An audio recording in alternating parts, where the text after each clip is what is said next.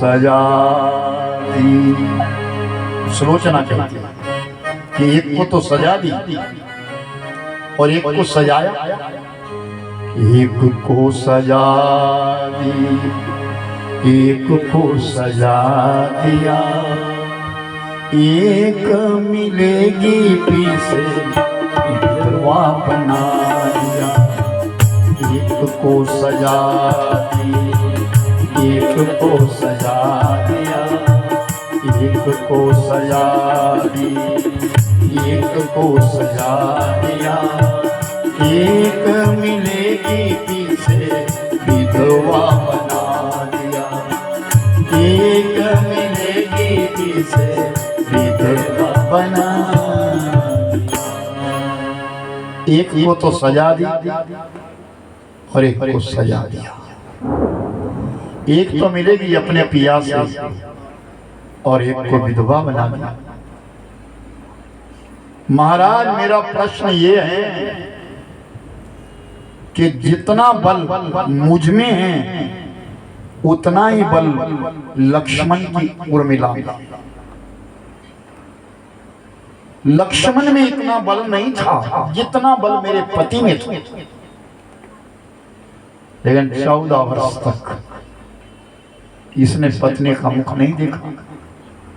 14 वर्ष तक अन्न नहीं खाया, 14 वर्ष तक सोया नहीं। इसलिए मेरे पति के बराबर का बल पाया। लक्ष्मण में जितना बल है उतना बल मेघनाद में, जितना बल मुझ में थे उतना ही बल उर्मिला में है। तो फिर मैं विधवा क्यों हुई, वो सुहागिन क्यों रही? तो भगवान ने कहा तुमने जो कहा वो सत्य है। लक्ष्मण के पास इतना बल नहीं था, लेकिन लक्ष्मण ने बल अर्जित किया। तुम्हारा बल और उर्मिला का बल बराबर है, मेघनाद का बल और लक्ष्मण का बल भी बराबर है। लेकिन तुम्हारे मेघनाद ने झूठ का साथ दिया और लक्ष्मण ने सत्य का साथ दिया। धर्म पर रहने वाला, खड़ा रहने वाला ये लक्ष्मण है और अधर्म का साथ देने वाला तुम्हारा पति है। इसलिए आज तू विधवा हो। प्रणाम किया, नीचे उतर गई। सुलोचना सती हो गई। अब रावण विचार करता है अब क्या किया। समझ गया है रावण की अब तो प्राण संकट में, अब तो जाना। रावण ने रथ सजवाया और रथ पर बैठा और रण मैदान में आ गया। इस तरफ से राम जी चले और राम जी पैदल चले। राम के साथ हनुमान जी हैं, सुग्रीव है, जामवान है, गबगबाक्ष है, अंगद है, बहुत सारे शूरवीर हैं। रावण के पास कुछ बची कुची सेना है, लेकिन रावण रथ पर बैठ रावण रथी बिरथी रघुवीरा। रावण रथी बिरथी रघुवीरा। रावण रथी बिरथी रघुवीरा। रावण रथी बिरथी रघुवीरा। देखी भीषण भयहु अधीरा। देखी भीषण भयहु अधीरा। रावण रथी बिरथी रघुवीरा।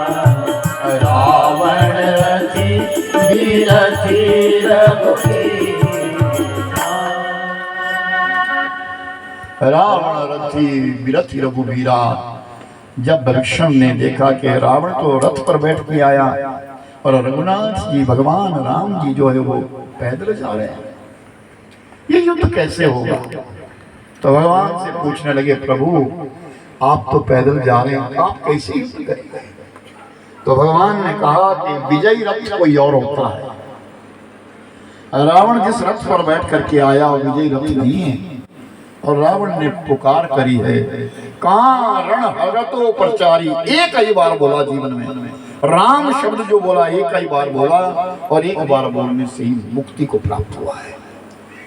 तो रावण कह रहा है कि आज ये धरती धरा या तो कौशल्या नंदन से भी हीन होगी या मंदोदरी के पति से हीन होगी, दो में से एक रहेगा।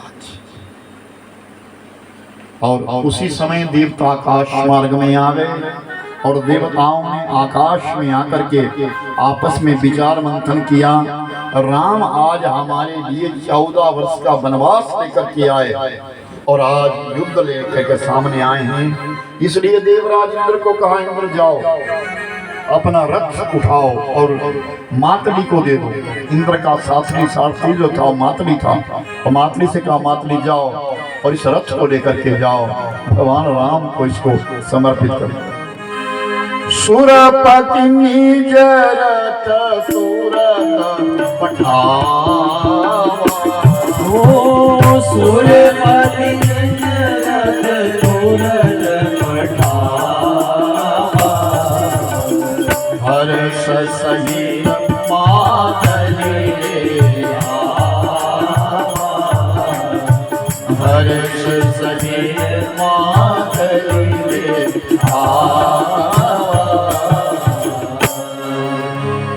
मातली रथ को लेकर के आया। राम और रावण का युद्ध हुआ, बहुत दिन बाद करेंगे, बहुत दिन युद्ध चलता और अब दिन और रात हो रहा, ना राम हारते हैं ना रावण थकता है, इसी प्रकार का युद्ध होता रहा।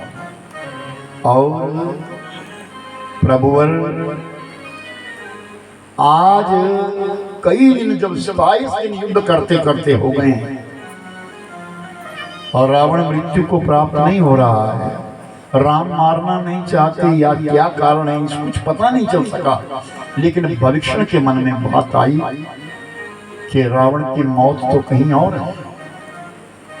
तो राम जी के पास गए और राम जी के पास जाकर के कहा, प्रभु इस रावण की नाभि में अमृत का कुंड है, आप उसका छेदन करो पहले। घर का भेदी, आगे बोलो, लंका ढाए। घर का भेद घर का ही व्यक्ति देता है।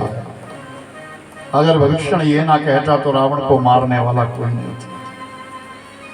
इसकी नाभि में अमृत का कुंड है, इसलिए तो कहा कि अपने घर की बात हमेशा छुपा करके रखे, और महापुरुष अपने मन की बात को भी सिमट देते, छुपा देते। और बस भाई बस बस बस